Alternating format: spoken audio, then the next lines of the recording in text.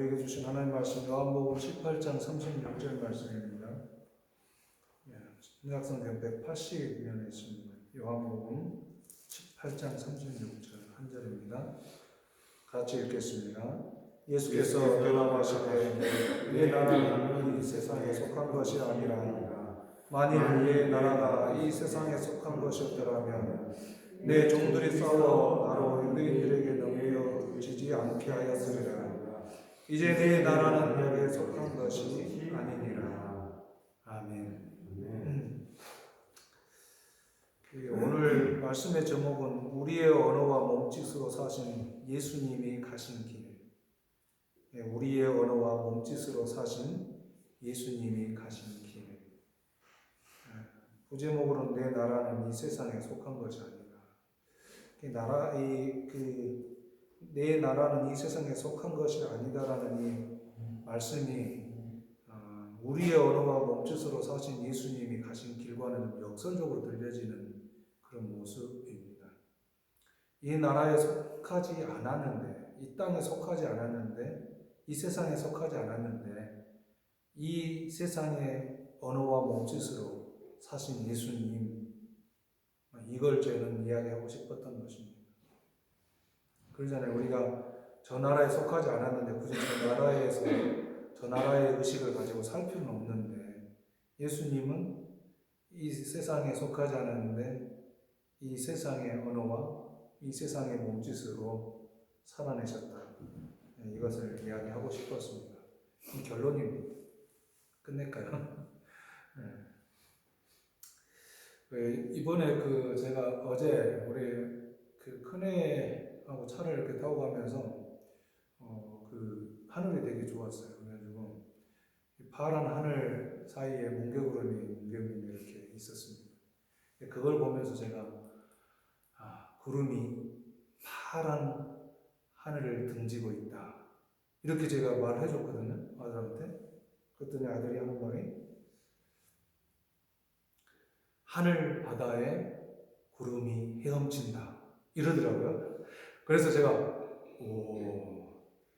그래, 표현이 좀 나보다 좀 시적이다, 괜찮네. 그렇고 보면서 이런 하늘을 쳐다보면서도 뭔가를 같이 공감할 수 있는 사람, 아들 옆에 있다는 게 참 행복했습니다. 근데 그러면서 생각한 게 우리 마블 우리 교회 안에 이렇게 같이 말씀을 공감하며 함께 할 수 있는 분들이 있다는 게 얼마나 좋은지 되게 좋아요. 네, 그렇습니다. 네. 바티칸의 카톨릭은 1965년 교황 바오로 6세에 의해서 라틴어 미사 원칙을 폐지하게 됩니다. 그러기 전까지는 라틴어를 사용해서 미사를 했습니다. 그래서 로마 카톨릭은 오랜 세월 사제들의 언어를 사용하며 미사했다는 겁니다. 사실 사제들이 라틴어로 미사하는 동안 일반 신도들은 그 말하는 것을 알아들을 수가 없었습니다. 그래서 카톨릭은 의식이 굉장히 중요했고, 그 다음에 교회 안에 상징물들이 굉장히 중요했습니다. 그래서 유리에 이렇게 그림 같은 거 그려놓는 거, 그리고 흉상들을 걸어놓는다든가, 예수님의 십자가상을 걸어놓는다든가, 그래서 마리아상을 걸어놓는다든가, 그리고 그들이 정하는 어떤 성인 추대를 받은 사람들을 이렇게 흉상을 올려놓는다든가, 이거 굉장히 중요했습니다. 그런 시대에 이 사람들만의 언어를 가지고 라틴어로 설교하는 그것과는 다르게, 원래 예수님이 오실 때는 예수님이 우리나라 오셨으면 아마 당시의 언어를 쓰셨겠죠. 그런데 유대 땅에 오셨기 때문에 유대인들의 말을 하신 것이고, 유대인들의 복장을 하시고, 유대인들과 같은 행동을 하셨습니다. 예수님은 이렇게 이 땅에 오시면서부터 그 언어에 사랑을 담았고, 그 몸짓에 생명을 담아서 일으켜 주신 분이 예수님입니다.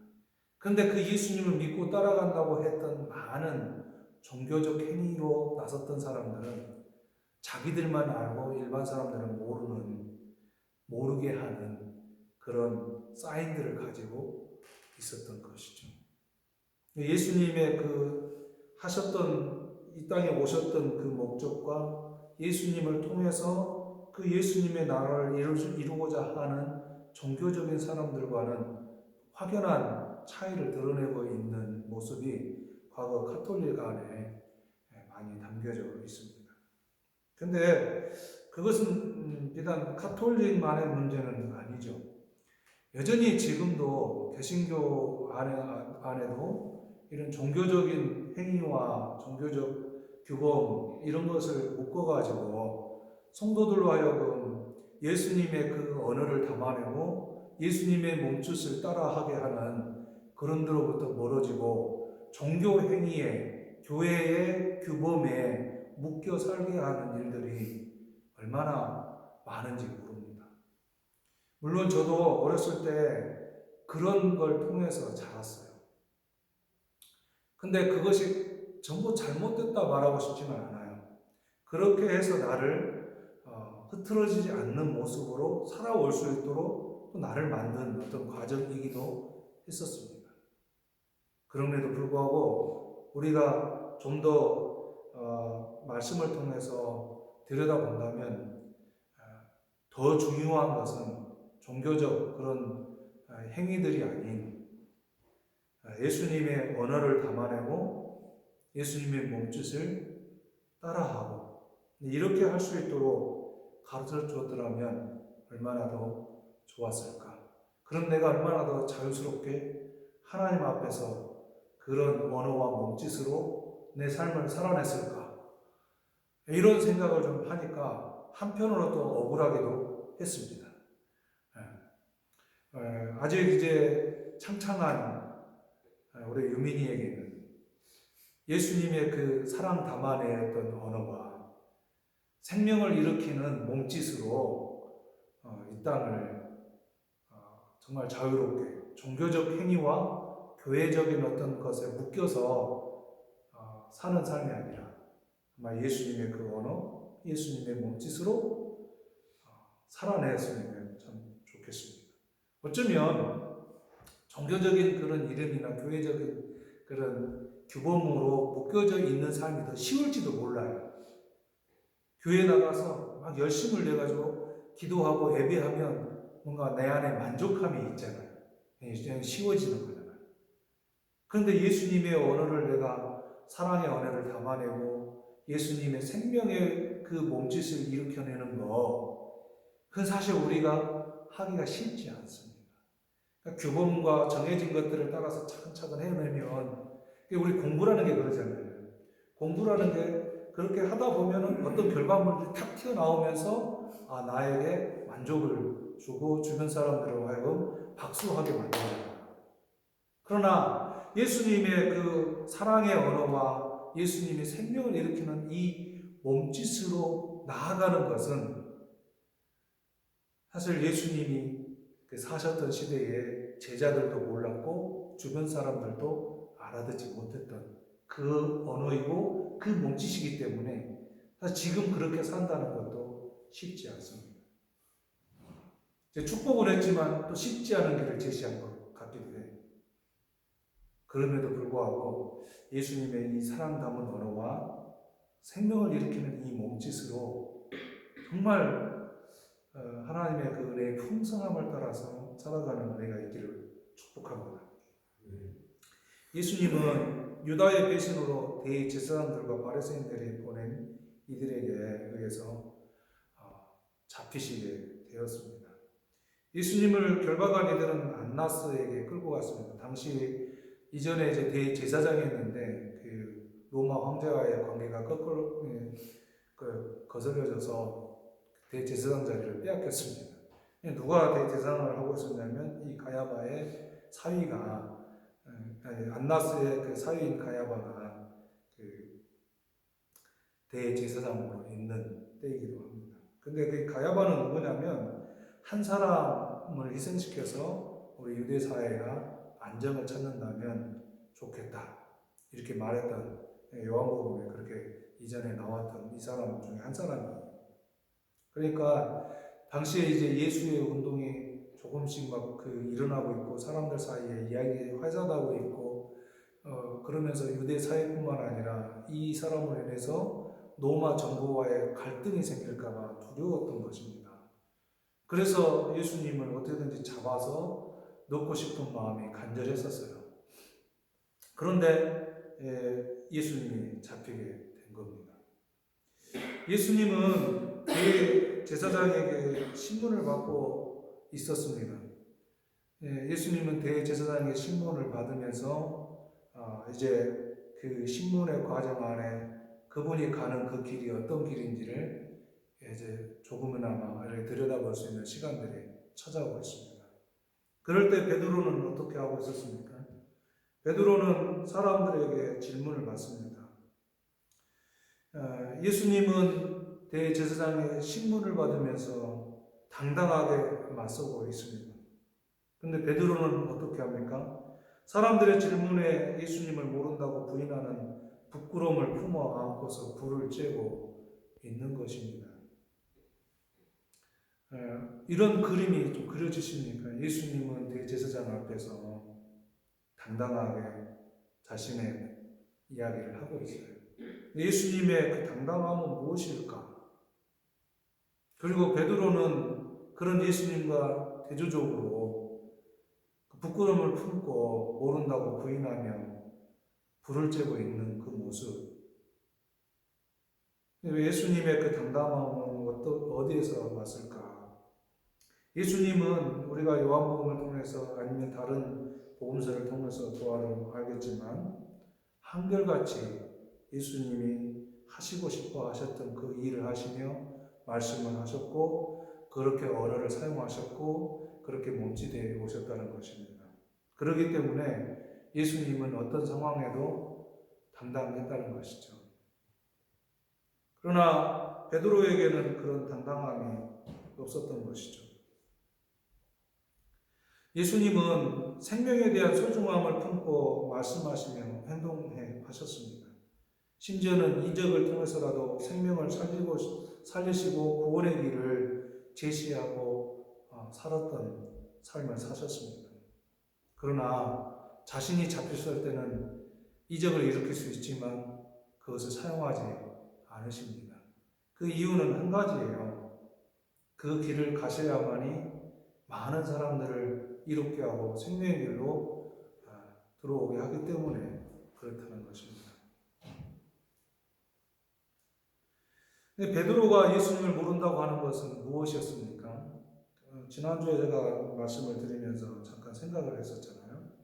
베드로는 예수님을 따라서나 예수님이 전달하고자 하는 것에 관심을 갖지 않았습니다. 자신의 기대와 야망을 담아내고 사회적 물건으로 예수를 추종하는 자의 자리에 있었던 것이죠. 예수님이 당당하게 십자가의 길을 가시고 계실 때 베드로는 자신의 뜻과 다름을 확인하고 내가 그렇게 되도록 가만두지 않겠다고 호언장담했던 사람입니다. 베드로 자신이 결단하면 예수님의 가는 길도 막을 수 있고 그리고 예수님을 다른 사람들로부터 지킬 수 있다라고 생각을 가졌던 사람입니다. 그래서 베드로는 그의 자신의 진심을 뭘로 표현했습니까? 칼을 뽑아들어서 표현했잖아요. 그런데 예수님은 그 칼을 뽑아든 베드로의 진심을 받아들였습니까?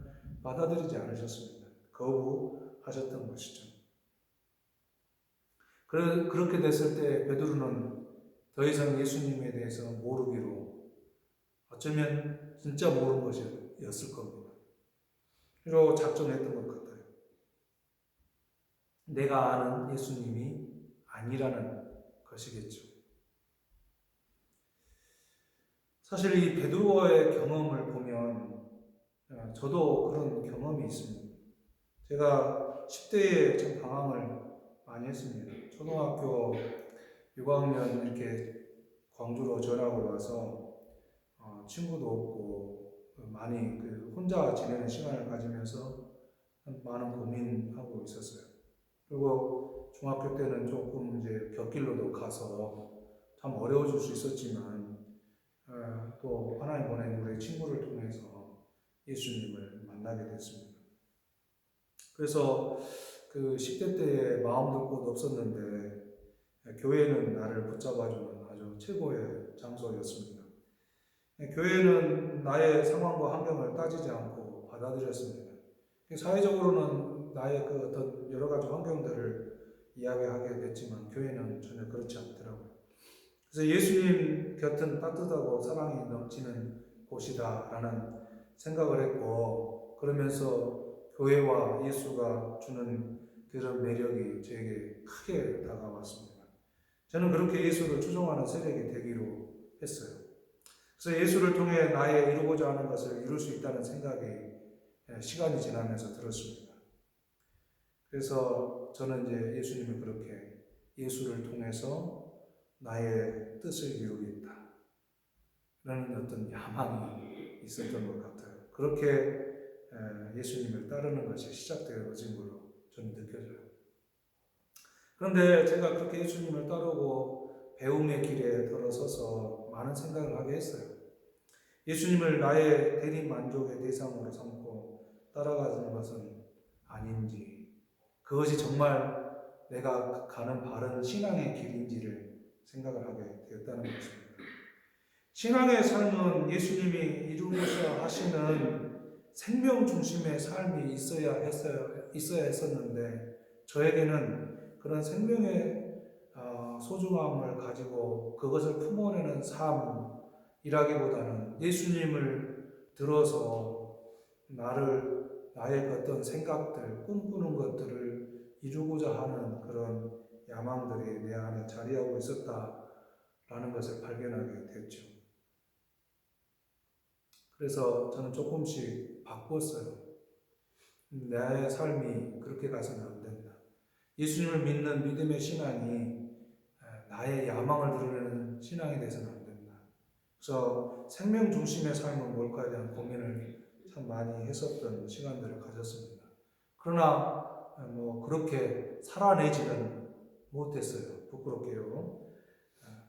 그럼에도 불구하고 저는 예수님의 그 사랑의 언어를 담아내려고 노력했고, 예수님의 그 몸짓으로 생명을 일으키는 그 삶을 어떻게든지 살아보고 싶었던 그런 마음이 제게 들어왔습니다. 사실 많은 사람들이 처음에 예수님을 믿을 때는 예수를 통해 혹은 교회를 통해서 받아들이는 자신을 발견하고 마음을 열어 교회에 다니게 됩니다. 그리고 교회 다니면서 많은 사람들로부터 들으며 구하고 찾고 간절함으로써 해결되어지는 그것을 경험하게 되죠. 실제로 그렇게 내가 기도했는데 정말 하나님이 들어주셨어라고 고백하는 그런 고백들이 숱하게 있지 않습니까? 그런 고백이 있으면서 신앙하는 사람들의 모습들이 점점 바뀌어지고 변화되어지는 것이죠. 그런데 거기에 머물러서는 안 돼요. 거기는 처음 신앙하는 모습으로는 나쁘지 않고 오히려 당연한 것일 수 있지만 점점 자라며 성숙해가는 우리들의 삶의 자리를 갈 때에는 그것이 전부가 아니라는 것을 우리 스스로가 발견해야 한다는 것입니다. 무엇을 발견해야 할까라고 고민할 때 예수님의 그 사랑 담은 언어, 그리고 예수님의 그 몸짓으로서 많은 사람들을 받아들이고 생명으로 이끌어가는 그 몸짓, 그 삶, 저는 이제 예수님의 삶을 몸짓이다 이렇게 표현을 했어요.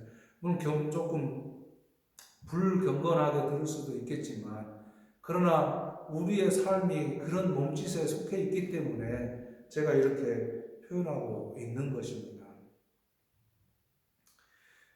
우리의 삶 안에서 그런 예수님 닮아가는 모습이었으면 좋겠다. 근데 예수님은 그렇게 사랑 담은 언어와 그런 생명을 일으키는 몸짓을 통해서 지금 계속 길을 가고 계십니다.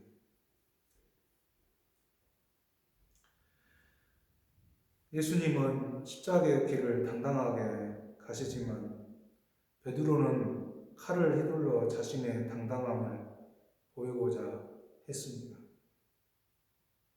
어떻습니까? 낯서십니까? 아니면 예수님의 그 십자가를 향한 당당함은 낯설고 베드로의 칼을 휘둘러서 당당하게 나서는 그런 베드로의 모습은 익숙하지 않으세요, 혹시? 어떤 일을 맞이할 때 예수님의 그 십자가를 통하여서 뭔가를 보기보다 나에게 가진 능력이 무엇일까? 나는 어떤 힘을 가지고 있을까? 나는 어떤 재주를 가지고 있을까?를 더 많이 생각하지 않나요? 저는 늘 그렇게 했던 것 같아요. 그래서 많은 계산과 많은 생각을 가지고서 움직입니다. 물론 그게 필요 없다는 건 아닙니다. 당연히 우리는 그렇게 해야 하죠. 그러나 그런 모든 계산 앞에 예수님의 십자가를 통하고 있는지는 조금 의문이었어요, 제 자신이. 예수님 앞에서 자신이 가진 칼을 당당하게 꼽아들었으나 예수님께 인정받지 못한 베드로처럼 어쩌면 내가 가진 당당함으로 나를 드러내려고 했던 것은 아닐까. 신앙의 당당함이 있잖아요. 많은 사람들의 신앙의 당당함을 내세웁니다. 어떤 것들이 있어요? 나 기도 몇 시간씩 했어. 나 방언해. 나 통변해. 이렇게 기도하시는 분들 있잖아요. 얼마나 당당한지 몰라요. 그리고 어떤 분들은 나 성교에 이렇게 하고 있어. 그리고 어떤 분들은 나는 예배에 새벽 예배 365일 빠지지 않아. 52주 매주일 나는 예배를 드려. 나는 교사도 하고 성가대도 하고 각가지 교회에서 봉사를 하고 있어. 그러면서 정말 예수님을 잘 믿는 신앙의 당당함이 내게 있다라고 말하려고 하는 것 같아요. 마치 그것들이 베드로가 빼어들은 칼의 당당함처럼 그렇게 당당해지는 것들을 느끼게 됩니다. 그런데 그 안에 그렇게 당당하게 행하고 있는 그것들이 정말 예수님의 그 사랑의 언어를 담아내고 있는지, 아니면 정말 예수님이 생명을 일으키고자 하는 그 몸짓을 하고 있는 것을 나도 그렇게 하고 있는 것인지, 아니면은 내 만족을 위해서 그 엎드림의 자리에 있고 예배의 자리에 있고 봉사의 자리에 있고 헌신의 자리에 있는 것은 아닌지를 돌아봤어요. 사랑하는 예수님을 믿고 따라가는 우리 모두가 예수님 안에서 예수님이 그 가지셨던 언어, 사랑의 언어, 예수님이 생명을 일으키기 위해 사셨던 그 몸짓, 이걸 통해 우리가 해야 할 게 뭘까?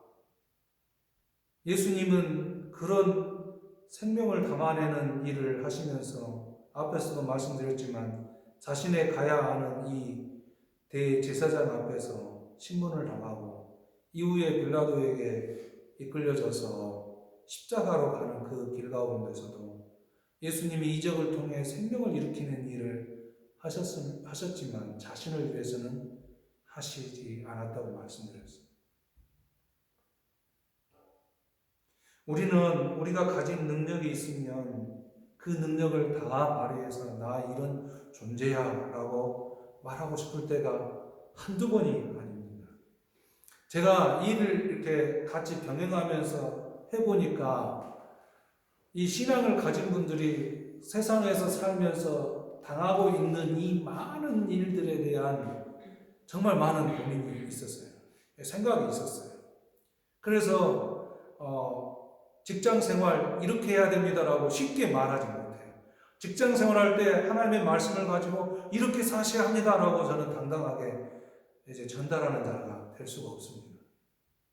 다만 그 어렵고 힘겨운 직장의 삶 안에서 어떻게 하면 조금이라도 정말 예수님의 그 사랑의 언어를 나타낼 수 있을까? 어떻게 하면 조금이라도 정말 생명을 소중히 여기고 일으키는 일에 내 몸짓을 사용해 볼까? 고민하지만 또 막상 그 일의 현장에 들어가서 일을 하다 보면 그 생각은 온데간데 없이 나의 육체의 편안함과 내 마음에 찾아오는 심한 갈등들만 내 입에서 표현되고 내 몸짓이 나타나고 있는 것을, 몸짓이 나타나는 것을 저는 늘 경험하고 있습니다. 그럼에도 불구하고, 잘 안 됨에도 불구하고 우리가 예수님을 통해서 얻고 나가야 될 그 길, 예수님이 이 땅에 오셔서 사랑의 언어를 담아내시고 생명을 일으키는 몸짓을 하셨던 것을, 그리고 그 삶으로 십자가의 길로 가고 계시는 그 예수님을 우리가 바라본다면 우리도 그것을 담아내고자 하는 삶의 몸짓, 그리고 내 언어가 있어야 되지 않을까, 이런 생각을 해봅니다. 잘 안 되지만 그러면 어떻게 해야 할까? 어떻게 해야 될까? 저도 답이 없지만 저는 그렇게 하기로 했습니다. 내 삶을 허락하신 주님께 나를 맡기기로 했어요. 비록 돌아보면 나는 그렇게 살지 못했구나라고 돌아볼 수밖에 없죠. 그럼에도 오늘을 그렇게 살고 또 내일을 그렇게 살겠다고 다짐하며 나가기로 그렇게 결심했습니다. 그래서 나를 조금 더 주님 곁에 두어서 그렇게 걸어가기를 원했어요. 예수님의 제자들이 예수님을 만나고 성령 체험을 하고 했어도 그들의 삶이 온전히 다 바뀌어 살아간 것은 아닙니다. 그러나 그 예수님 곁에 자신들을 두어서 걷고자 했다는 것, 우리는 잘 알고 있잖아요. 그것이 제자 삶이고 예수님의 삶이라 이렇게 생각이 들어요. 예수님도 제자들도 예수님의 그 언어를 담아내려고 했고 예수님의 몸짓으로 살려고 했던 것처럼 우리도 우리의 언어와 몸짓으로 예수님의 그 십자가를 향하셨던 것을 담아내는 그런 삶이 되었으면 좋겠어요.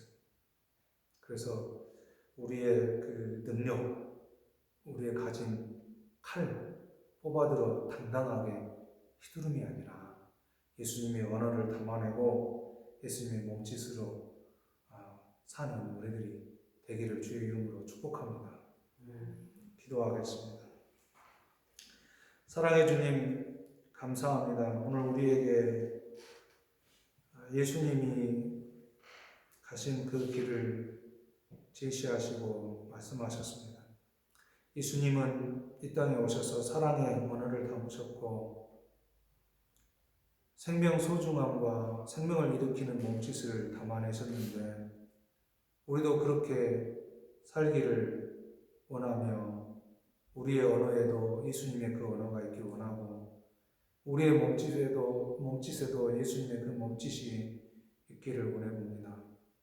그러나 부족하지만 또 우리는 하루를 살고 돌아보면 실패했음을 알지만 그럼에도 불구하고 그 주님 곁을 걷고자 하는 우리들의 마음을 받아주시고 그래서 끝까지 그렇게 살아가며 결단하며 나가는 저희들을 붙잡아 주옵소서. 예수님 이름으로 기도하옵나이다. 아멘. 지금은 우리 주님 예수 그리스도의 구속의 은혜와 하나님 아버지의 사랑하심과 성령님의 감동하시고 가르치시며 깨우쳐 주시는 그 은혜가 이제 예수님의 사랑의 언어를 담아내고 예수님의 생명을 일으키는 몸짓으로 살기를 원하는 모든 하나님의 자녀들 가운데 영원히 함께 계시기를 간절히 축원하옵나이다. 아멘.